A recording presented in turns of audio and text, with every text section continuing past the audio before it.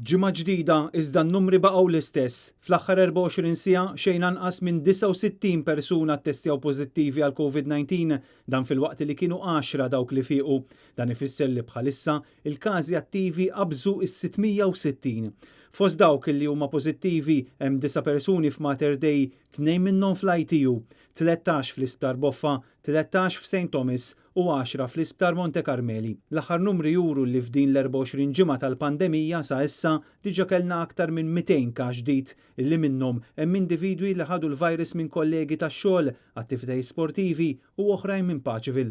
F'anqas minn xahar pajjiżna ra żieda ta' aktar minn 760 każ. Intant fl-aħħar sigħat anke s-Supretendent tas-Saħħa Pubblika l-Professur Charmaine Gauci ikkonfermat li s-sitwazzjoni tal-COVID f'pajjiżna mhix taħt kontroll. Meta qegħdin naraw li issa n-numri xorta baqgħu jikbru, avolja ridna nagħtu ftit ċans ħanaraw x'inhi s-sitwazzjoni, ħassejna li iva għandna dawn ċertu setturi fejn għandna bżonn iktar kontroll.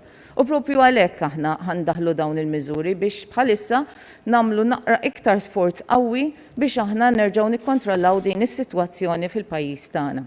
Dan b'kuntrast ma' dak li ilu jgħid il-Prim Ministru Robert Abela. Is-sitwazzjoni hija kontrollata b'mod mill-aktar tajjeb. Ikkonferma li s-sitwazzjoni għadha taħt kontroll. Dan meta bħalissa l-R factor qabeż sew il-livell ta' 2.5 u hemm xejn anqas minn 1200 persuna fi kwarantina. Robert Cremona, Net News.